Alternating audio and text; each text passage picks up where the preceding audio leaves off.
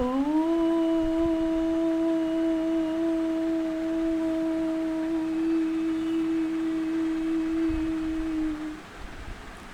श्री परमात्मने नमः।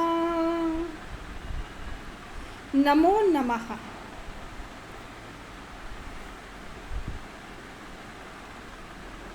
मैं डॉक्टर नंदिता सिंघवी, सह आचार्य, राजकीय डूंगर महाविद्यालय, बीकानेर। प्रिय मित्रों, बंधुओं और विद्यार्थियों, आज हम कठोपनिषद के प्रथम अध्याय की द्वितीय वल्ली के अंतर्गत प्रथम एवं द्वितीय मंत्र का अध्ययन करेंगे।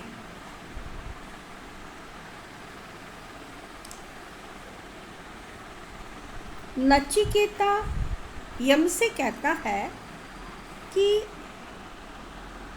मैं आपसे तीसरे वर्ग के रूप में यह जानना चाहता हूँ कि मृत व्यक्ति के संबंध में जो यह संदेह है कि कुछ कहते हैं कि मृत आत्मा है और कुछ एक कहते हैं कि नहीं है, आपके इस उपदेश से मैं इस रहस्य को समझना चाहता हूँ। मेरा तृतीय वर यही है, वराणामेश वरस्तृतीयः। तब वैवस्वत यम ने नचिकेता से कहा कि पूर्व काल के अंदर देवों को भी इस विषय में संदेह था कि आत्मा का अस्तित्व है या नहीं, और इसे जानना सरल नहीं है। यह आत्मा का विषय अत्यंत सूक्ष्म है। हे नचिकेता, कोई दूसरा वर मांग लो, मुझे विवश मत करो। इसका ज्ञान तो मुझ तक ही रहने दो। तब नचिकेता कहता है कि हे वैवस्वत, यदि देवों ने भी इस विषय में संशय किया है तो यह निश्चय है कि तुमने भी इसे सरलता से जानने योग्य नहीं कहा है, और इसका उपदेश करने वाला आप जैसा कोई दूसरा ज्ञानी मुझे नहीं मिल सकता। इस वर के समान दूसरा कोई भी वर नहीं है। न अन्यो वरस्तुल्य एतस्य कश्चित्।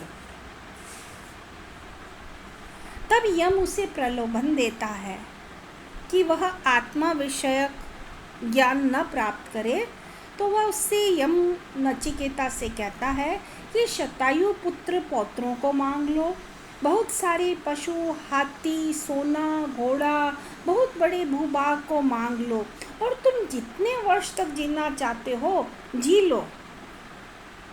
इस पर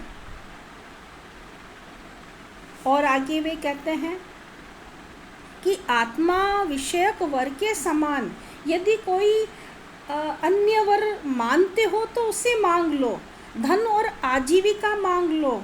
हे नचिकेता, ये इतनी बड़ी विस्तृत पृथ्वी है, इस पर तुम अपनी वृद्धि को मांग लो, बड़ी धरती मांग लो, तुम्हें इच्छा अनुसार भोगों को भोगने वाला बना देता हूँ, और जो जो भोग मृत्युलोक में दुर्लभ हैं उन्हीं सभी भोगों को, कामनाओं को अपनी इच्छा के अनुसार ले लो। ये सुंदर सुंदर रमणियाँ रथ वाद्य से युक्त हैं। मनुष्यों को ऐसी स्त्रियाँ नहीं मिल सकती। मेरे द्वारा दी गई इन सुंदरियों से, इन महिलाओं से, इन स्त्रियों से तुम अपनी सेवा कराओ। हे नचिकेता, मृत्यु को मुझसे मत पूछो। नचिकेतो मरणम मां अनुप्राक्षिहि।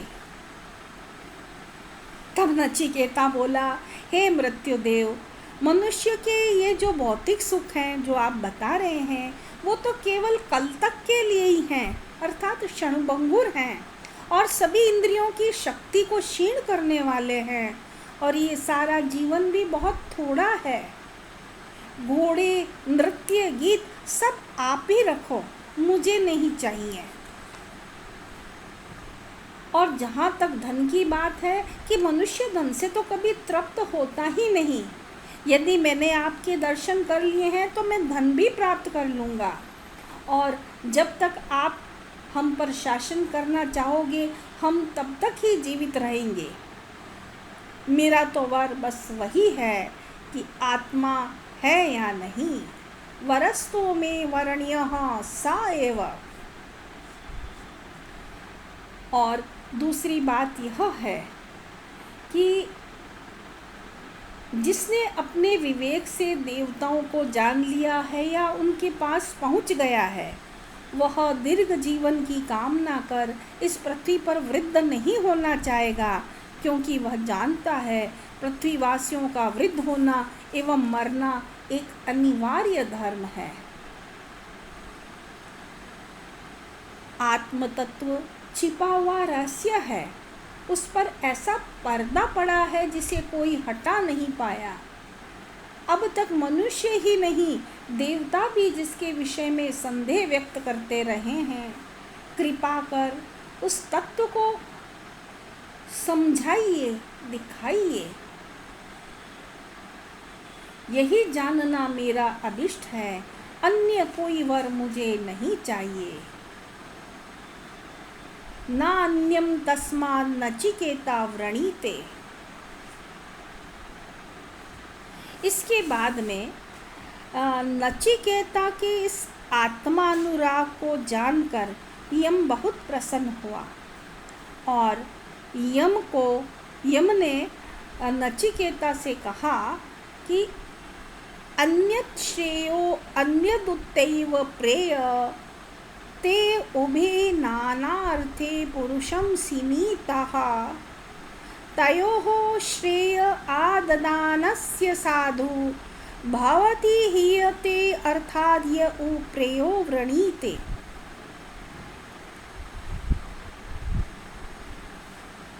यम ने कहा श्रेयः अन्यत्, श्रेय का जो मार्ग है वह अन्य है, प्रेय अन्यत्, और जो प्रेय है उसका मार्ग अन्य है। जो श्रेय होता है वह विद्या का मार्ग है, मोक्ष का मार्ग है, और प्रेय का जो मार्ग है वह भौतिकता का मार्ग है, अविद्या का मार्ग है, धन पुत्र पशु आदि प्राप्ति का मार्ग है। दोनों मार्ग अन्यत अलग अलग है। ते उभे, वे दोनों नाना अर्थे पुरुषम सीनीतः, भिन्न भिन्न प्रयोजन वाले हैं, नाना अर्थ वाले हैं, भिन्न भिन्न प्रयोजन वाले पुरुषम, पुरुष को सीनीतः बांधते हैं। ये दोनों भिन्न भिन्न प्रयोजन वाले मार्ग पुरुष को बंधन में डाल देते हैं, बांधते हैं। तयो, और उन दोनों में से श्रेय आददानस्य, जो श्रेय को स्वीकार करता है, श्रेय को जो ग्रहण करता है, साधु उसका कल्याण होता है। और जो प्रेयः व्रणीते, और जो प्रिय व मार्ग का वर्ण करता है वह अर्थात हीयते, वह अपने उद्देश्य से गिर जाता है। तयोहो, श्रेय और प्रेय, इन दोनों मार्ग में से श्रेयः आददानस्य साधु भवति, जो श्रेय को ग्रहण करता है उसका कल्याण हो जाता है, उसका मंगल होता है।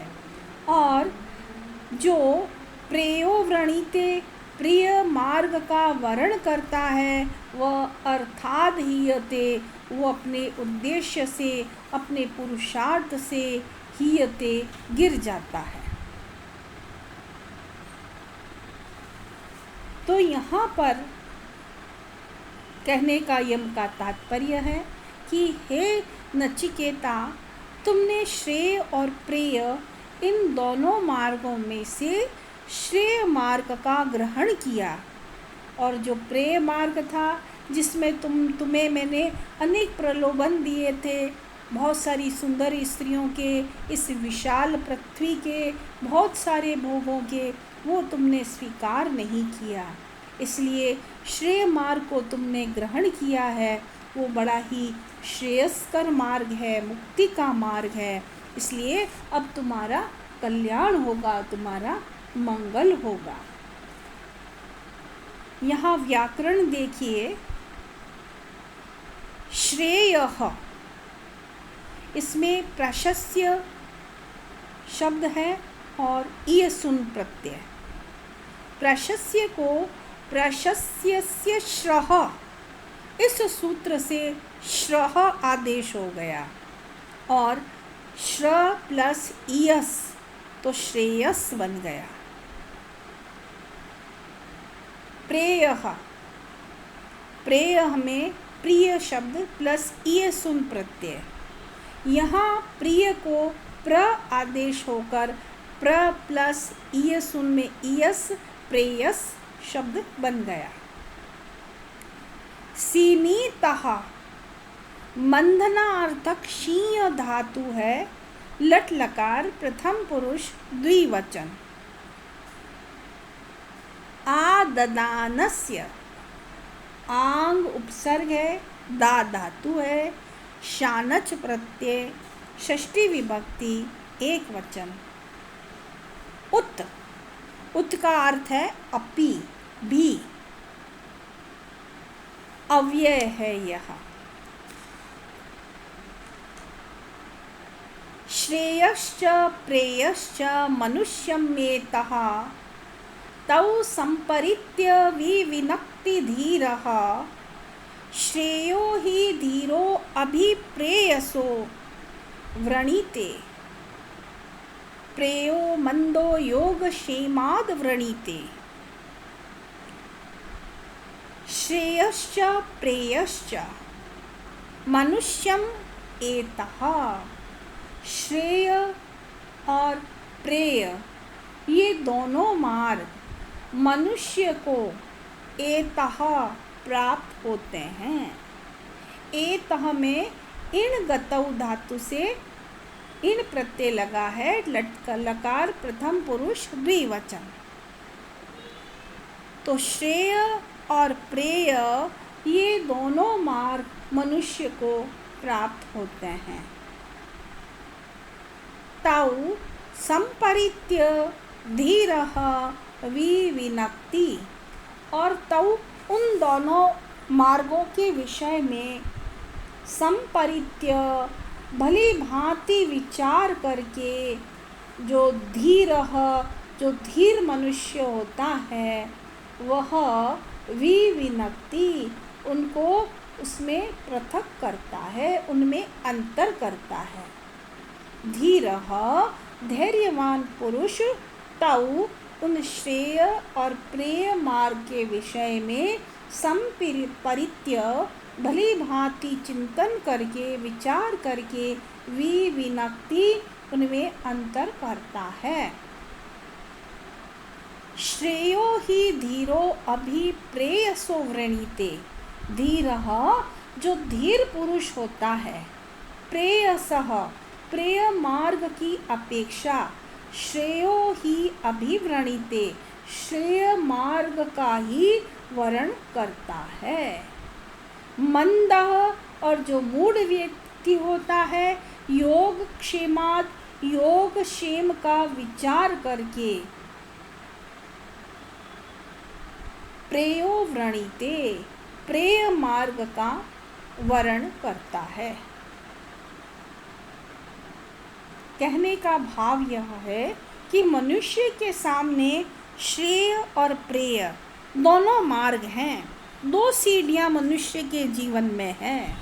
वह चाहे तो प्रेय मार्ग की ओर चला जाए और चाहे तो श्रेय मार्ग की ओर चला जाए। तो जो विद्वान व्यक्ति हैं, विवेकी व्यक्ति हैं, इन दोनों मार्गों के विषय में भली भांति विचार करते हैं। जो श्रेय मार्ग है वो आत्म कल्याण का मार्ग है, मोक्ष का मार्ग है। इसलिए जो धीर धैर्यवान विवेकी पुरुष होता है वो प्रेय मार्ग की अपेक्षा श्रेय मार्ग का वर्ण करता है और मोक्ष मार्ग की ओर उन्मुख होता है। जबकि जो मंद व्यक्ति है, मूढ़ व्यक्ति है, वो अपने योग क्षेम का विचार करके प्रेय मार्ग का वर्ण करता है और पुनर्जन्म के चक्र में वो चलता रहता है।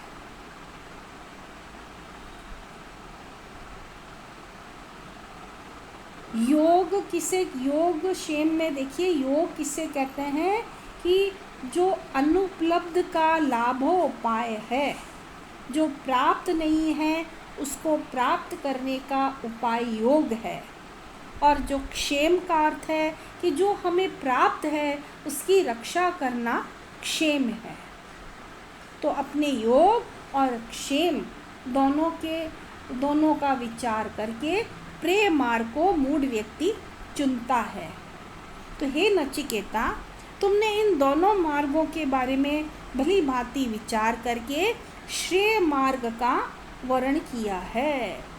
तुम जो भोग वाला प्रेय मार्ग था उस मार्ग के अंदर नहीं फंसे।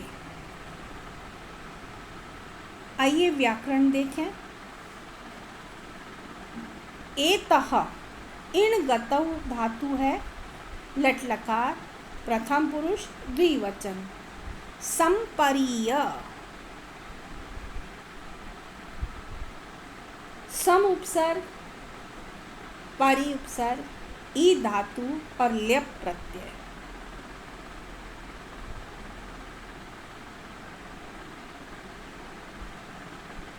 विविनक्ति,